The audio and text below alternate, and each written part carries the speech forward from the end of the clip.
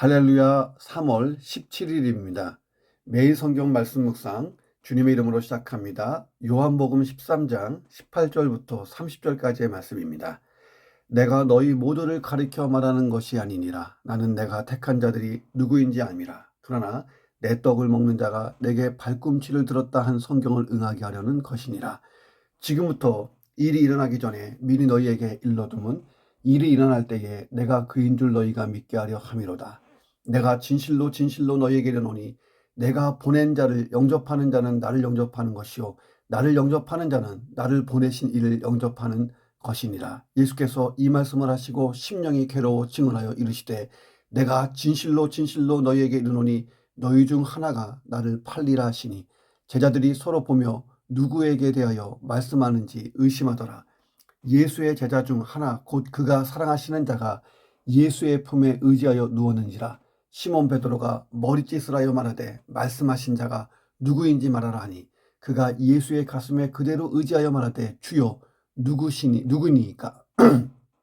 예수께서 대답하시되 내가 떡 한 조각을 적셔다 주는 자가 그니라 하시고 곧 한 조각을 적셔서 가룟 시몬의 아들 유다에게 주시니 조각을 받은 후 곧 사탄이 그 속에 들어간지라.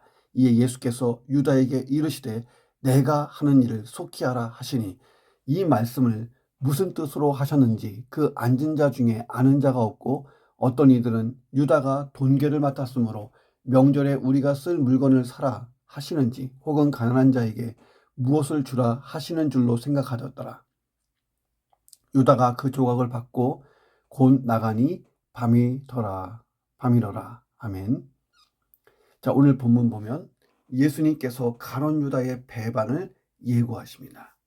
그 예고를 듣고 가룟 유다가 만찬 자리에서 자리를 떠납니다. 이탈했어요. 자, 이런 내용들을 보도하는 성경 본문입니다. 이 본문을 묵상합니다. 첫 번째, 말씀을 이루어가는 삶. 이것이 가장 성공적인 삶을 사는 것이다 하는 거예요. 18절에 보니까 예수님은 내 떡을 먹는 자가 내게 발꿈치를 들었다 한 성경을 응하게 하려는 것이니라 라고 말씀하셨어요. 내 떡을 먹는다. 상당히 친근한 사이를 의미하는 말입니다. 발꿈치를 들었다. 이것은 반항과 경멸의 표시예요. 나와 함께 떡을 먹는 자가 나에게 그렇게 친근했던 자가 반항과 이 경멸을 표시했다는 거예요. 자, 오늘 본문에 보면 이 말씀은 본래 다윗이 자기의 측근이었던 아히도벨이 자기를 배반하고 압살롬과 함께 자기를 해치려고 쿠데타를 일으키는 것에 대하여 탄식하며 쓴 시편의 일부를 예수님이 인용하신 거예요. 시편 41편 9절에 나옵니다. 그러니까 예수님은 가룟 유다의 배반을 그 어떤 인간적인 사건으로 보지 않고 성경 말씀의 성취라고 보셨어요. 인간적인 사건으로 예수님이 가룟 유다를 끝까지 봤다면 얼마나 화가 나요. 3년 반을 가르쳤던 제자가 가룟 유다의 멱살을 붙잡고 막 흔들어댈 수 있는 그런 상황 아니겠습니까? 자, 그러나 성경 말씀대로 가룟 유다가 악한 길로 가는 것에 예수님은 눈물을 흘리세요. 아마도 눈물을 흘리면서 가룟 유다의 발을 씻겨줬을 거예요. 회개할 수 있도록. 예수님은 십자가의 죽음을 당하시면서 마지막 임종시에 이 말씀을 하셨어요. 나는 다 이루었다. 다 이루었다. 무엇을요? 사명을 완수했다. 승리의 인생을 선포하신 것인데 하나님이 내게 주신 말씀, 내게 주신 사명, 이 모든 것들을 다 이루었다는 말씀이에요. 세상적인 기준으로 볼 때 예수님의 삶을 보세요. 성공적이지 못해 보이잖아요. 일생 동안 가난했죠. 머리 둘 곳조차 없는, 집도 없이 다니셨죠. 핍박과 멸시 끊임없었죠. 살해 협박 얼마나 많았습니까? 자, 그럼에도 불구하고 예수님의 생애가 성공적이었던 이유, 그 기준은 뭐냐는 거예요. 그것은 하나님의 말씀을 그대로 이루었다는 거예요. 한마디로 예수님의 생애를 보면 하나님의 말씀, 성경 말씀, 예언의 말씀을 이루는 삶이었어요. 예수님의 출생은 그냥 우연히 일어난 것이 아니고 오랫동안 예언되어 온 메시아 예언의 성취였어요. 헤롯의 핍박을 받고 애굽으로 피난한 것도 인간적인 눈으로 보면 불행해 보였지만 이것도 말씀의 성취였습니다. 예수님의 공생의 사역 기간 동안에 계속적으로 선포된 게 뭐예요? 이것은 구약 예언이 성취된 것이다. 이렇게 나오잖아요. 베드로가 예수님을 체포하려고 할 때에 그 사람들과 칼싸움을 벌이고자 했어요. 자, 이때도 예수님이 말씀을 성취하기 위해 베드로의 행동을 만류하십니다. 그리고 심지어 오늘 본문 보면 제자의 배반이라는 인간적인 눈으로 볼 때 받아들이기 어려운 이 상황에서도 이것을 성경 말씀의 성취라고 보시고 예수님이 침착하게 행동하십니다. 그러니까 예수님의 삶을 보면 출생부터 마지막 십자가의 죽음까지, 아니 이후 부활 사건까지 이 모든 것에 성경 예언이 성취되는 삶을 사셨다 하는 거예요. 자, 그래서 우리의 인생은 무엇으로 평가받을까? 하나님의 말씀을 얼마나 그대로 실천하고 이루었는가? 이게 평가 기준이에요. 자, 때로 말씀대로 살다 보면 불행할 수도 있죠. 세상 사람들 눈에 보면 실패한 것처럼 보일 때도 있습니다. 예기치 못한 핍박과 멸시도 오고 불편한 길을 걸어갈 수도 있습니다. 자, 그런데 이렇게 말씀 그대로 살았던 예수의 삶이 진정 성공이었고 하나님의 기준이 그렇다면 예수님을 따르고자 하는 우리의 삶 역시 기준이 그래야 되고 그렇게 평가받아야 되고 우리가 그렇게 살 수만 있다면 내 인생은 성공인 거예요. 내 인생, 내 삶이 예수님처럼 그런 성공적인 삶이 되기를 주의 이름으로 축원합니다. 두 번째, 참된 신앙이라는 것은 하나님의 뜻에 인간적인 생각을 복종시키는 게 참된 신앙이에요. 예수님은 괴로운 심정으로 얘기하셨어요. 내가 진실로 너희에게 지금 말하고 있다.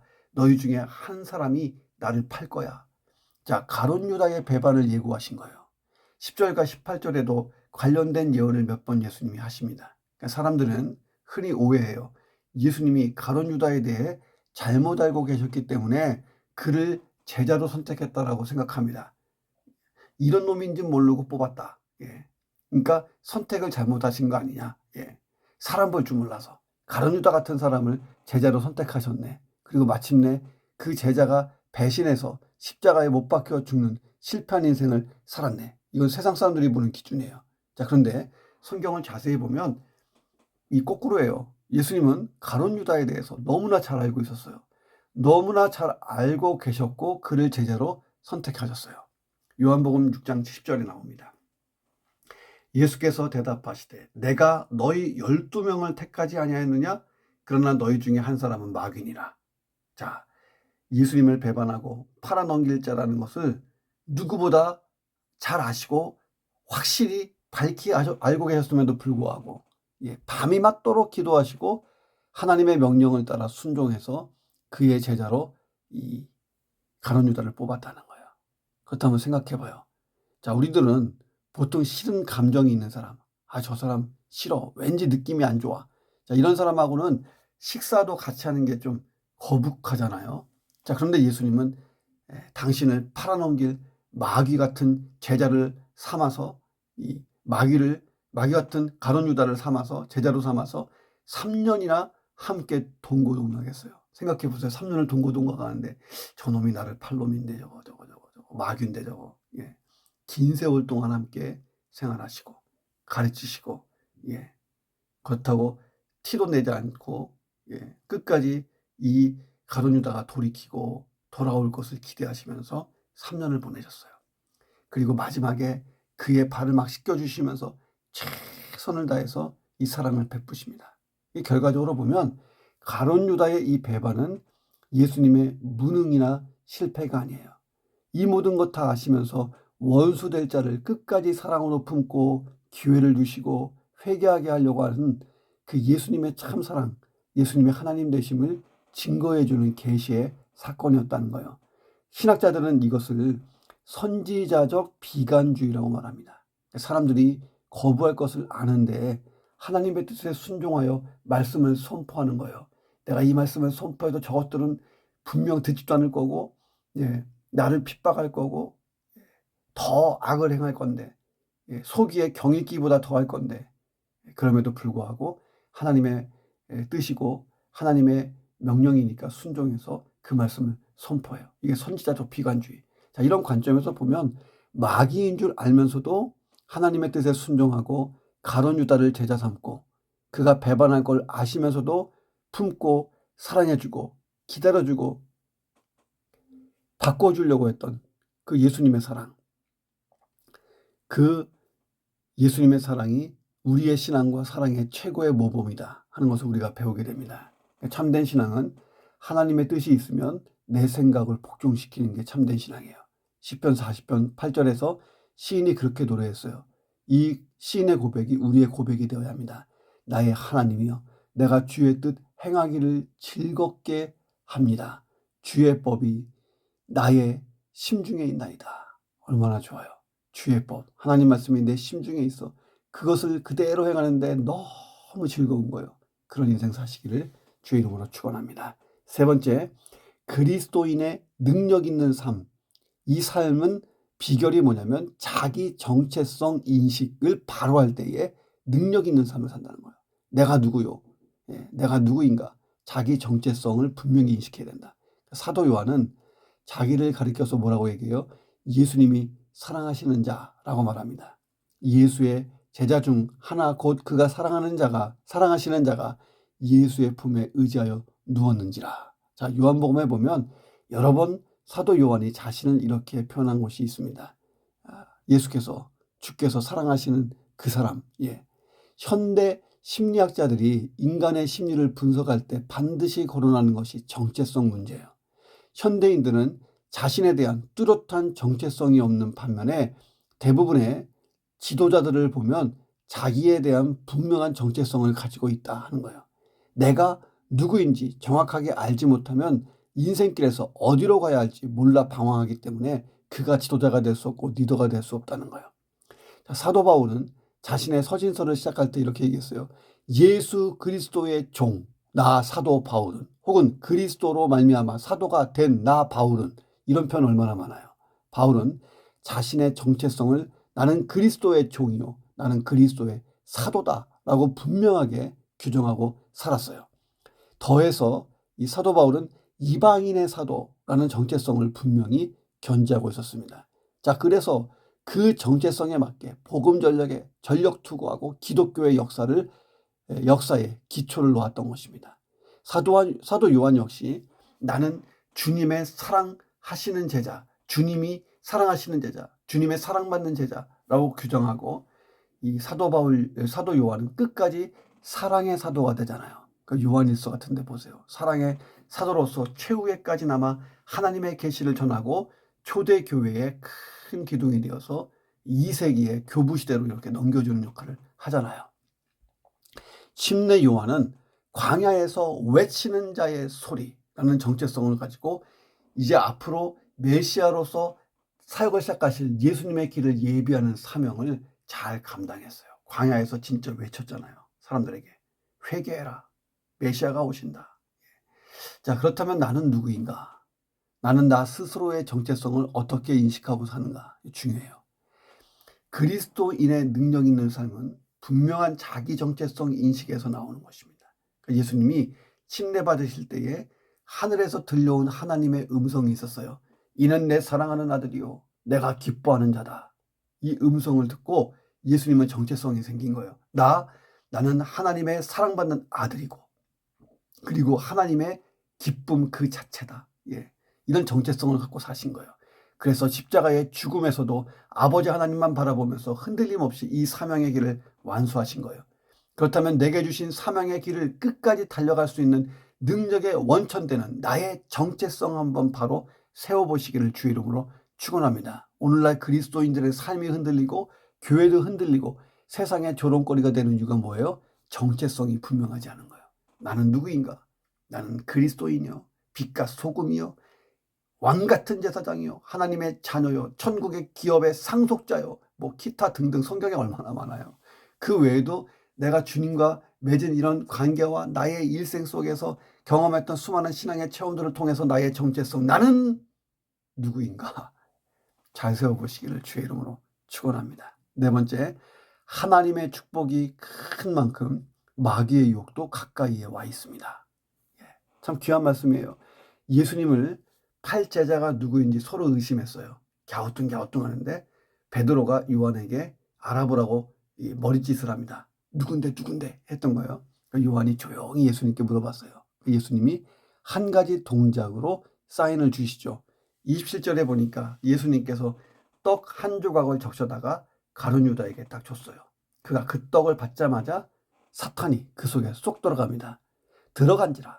자, 헬라어 언어는 공간복음서에 의하면 악한 영이 인간 안으로 들어갈 때에 상황을 묘사할 때 요 단어를 썼어요. 들어간지라. 귀신이 들어갔다. 악한 영이 들어갔다.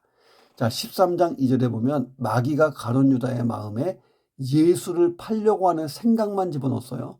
그런데 27절에 보니까 가룟 유다에게 아예 들어갔어요. 그러니까 마귀가 지배한 거예요.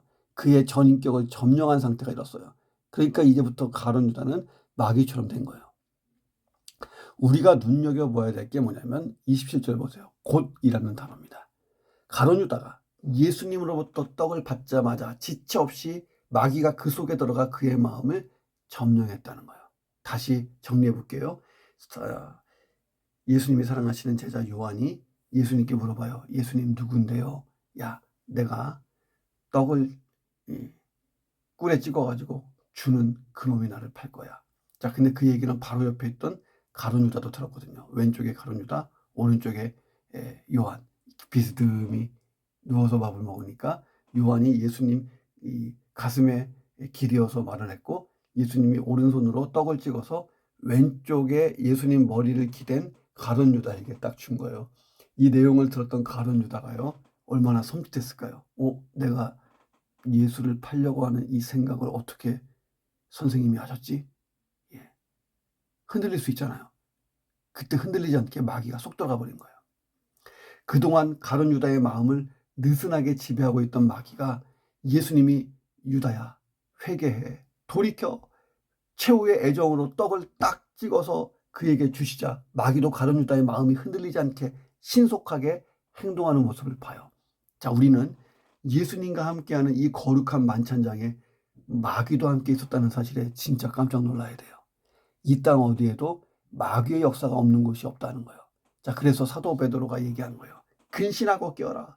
너희 대적 마귀가 우는 사자같이 두루다니며 삼킬 자를 찾고 있다. 바울도 얘기했어요. 그런즉 선줄로 생각하는 자는 넘어질까 조심해라. 우리는 항상 깨어있는 영성을 가지고 있어야 된다는 거예요. 기독교 역사에 수많은 성도들과 교회들이 넘어지고 있고 실패할 때가 언제였어요? 박해의 시대가 아니었어요. 오히려 종교의 자유가 마음껏 보장되던 우리 시대 같은 시대에 다 무너졌어요. 다윗에게 마귀의 시험과 유혹이 가장 컸던 때가 언제예요? 극심한 고난을 당한 때가 아니잖아요. 메사가 형통하고 순조로울 때 다윗도 무너진 거예요. 마귀는 하나님의 사랑과 축복이 풍성해서 우리가 잠시 긴장의 끈을 놓을 때 신속하게 공격한다는 거예요. 자, 오늘이 그런 날이 되지 않으려면 항상 경계하고 있어야 돼요. 지금은 잊혀진 주일학교 가스펠송이 하나 있어요. 제가 참 좋아요. 고기를 잡아서 어떻게 할까요? 자, 이 노래를 기독교식으로 바꾼 거예요. 마귀를 잡아서 어떻게 할까요? 마귀를 잡으면 어떻게 할까요? 비빌까 밟을까 헤딩을 할까요? 랄랄랄랄랄랄랄라 박살내 훅 하면 날아가잖아요. 박살내야 돼요. 경계해야 됩니다. 선줄로 생각했을 때 모든 게 평안할 때 조심하시기를 주의 이름으로 축원합니다. 5번째, 하나님의 간섭하심이 있는 인생. 이게 부자연스러운 것 같지만 진정한 자유인이라는 거예요. 27절 보세요. 예수님은 너 가룟 유다야 하는 일을 속히 해라 말씀하십니다. 이게 얼마나 무서운 말씀인지 몰라요. 가룟 유다에 대한 유기의 선언이에요. 지금까지 예수님의 태도가 바뀌시는 거예요. 단호하게. 이제는 가룟 유다 제자로 대하는 것이 아니라 마귀처럼 대하세요. 지금부터는 네 마음대로 해. 포기하신 거예요. 6이 가룟 유다라고 하는 인간에 대한 최선을 다하신 주님의 포기이고 유기의 선언이에요. 이제 사랑하는 한 제자가 아니고 마귀의 하수인으로 대하고 계신 거예요. 일견 그에게 모든 것을 허용하시는 자유처럼 들렸어요. 가룟 유다가 그 자리를 떠나면서 얼마나 마음의 자유였겠어요. 야, 들킬 뻔했네. 저 11제자들 다 알았으면 나 그냥 몰매 때려서 죽이려고 했을 텐데. 자, 어떻게 보면 가룟 유다에게는 자유의 선언처럼 들릴지 몰라도 이제 그가 완전히 마귀의 노예로 전락했음이 선포되는 심판의 선언 같은 거예요. 가룟 유다는 어떤 제지도 받지 않고 이제 자유인처럼 행동할 수 있어요. 그런데 그는 자유인이 아니에요. 마귀에게 완전히 붙잡혀 마귀의 지배와 조종을 받아요. 그리고 결국 그는 비참한 최후를 맞죠. 자살하잖아요. 주님의 침묵하심, 무관심보다 더 무서운 게 없는 거예요. 자, 구약의 바로 왕 보세요. 회개할 기회가 여러 번 있었는데 놓쳤죠. 하나님이 침묵하셔요. 자, 하나님이 간섭하지 않으니까 지 멋대로 행동해요. 그 결과는 철저한 파멸이었습니다. 사람들이 하나님을 떠나가거나 기피하는 이유가 뭐예요? 자기 마음대로 살고 싶으니까. 아담과 하와 이후로 사람들에게 바로 이런 죄성이 있어요. 하나님을 떠나서 자유롭게 살고자 하는 그런 죄성. 심지어 예수 믿고 신앙생활을 하면서도 하나님의 간섭하심을 부담스럽게 생각하는 사람도 많아요. 자, 그러나 하나님이 간섭하심을 느낀다. 여전히 행복한 거예요. 내 마음에 찔림이 있고 부담이 있다. 행복한 거예요. 하나님의 통치하에 있는 자, 그는 부자유한 자처럼 보이지만 진짜 자유한 사람이에요. 고린도후서 3장 17절 보세요. 주는 영이시니 주의 영이 계신 곳에는 자유가 있느니라. 하나님의 간섭하심이 있는 자유한 인생, 이게 비밀이에요. 경험해 본 자는 알 수 있어요. 야, 이게 하나님이 간섭하고 계시는데 야, 이게 진짜 자유야. 얼마나 평안한지 몰라요. 그 비밀이 내 것이 되도록 내 삶을 바꾸고 조정하시기를 주의 이름으로 축복합니다. 가룟 유다는 떡 한 조각을 받고 곧바로 나갔어요. 제자들은 예수님이 하신 말씀도 그에 대한 예수님의 행동과 가룟 유다의 행동도 이해하지 못했어요. 이 말씀을 무슨 뜻으로 하셨는지 그 앉은 자 중에 아는 자가 없고 어떤 이들은 유다가 돈꾀를 맡았으니까 명절에 우리 쓸 것을 사라, 어떤 물건을 구입해라 하셨는지 혹은 가난한 자들에게 무엇을 주라 하시는 걸로 생각했다. 근데 30절에 보니까 그 시간이 밤이었다. 여기서 밤이라고 굳이 요한이 표시한 이유는 밤은 늦은 시간이에요. 출애굽의 전통에 따라 유월절 식사는 밤에 행해집니다. 자, 그런데 여기서의 이 밤은 영적인 의미에서 영적 무기력, 어두움, 죽음을 의미합니다. 자, 가룟 유다에게 내려진 깜깜한 밤이에요. 가룟 유다는 만찬 석상을 나오면서 야, 살았다. 큰일 날 뻔했다. 예수님이 자신의 배신을 알고 계시는 듯이 말씀하셨고 자기의 음모가 탄원할까 봐 만찬이 진행되는 도중에 숨도 제대로 못 쉬었을 거예요. 너희 중에 한 사람이 나를 팔 것이다. 얼마나 심장이 쫄깃쫄깃했겠어. 자, 그런데 다른 제자들의 아무런 의심을 받지 않고 그 자리를 빠져나왔으니 얼마나 기뻤겠어요.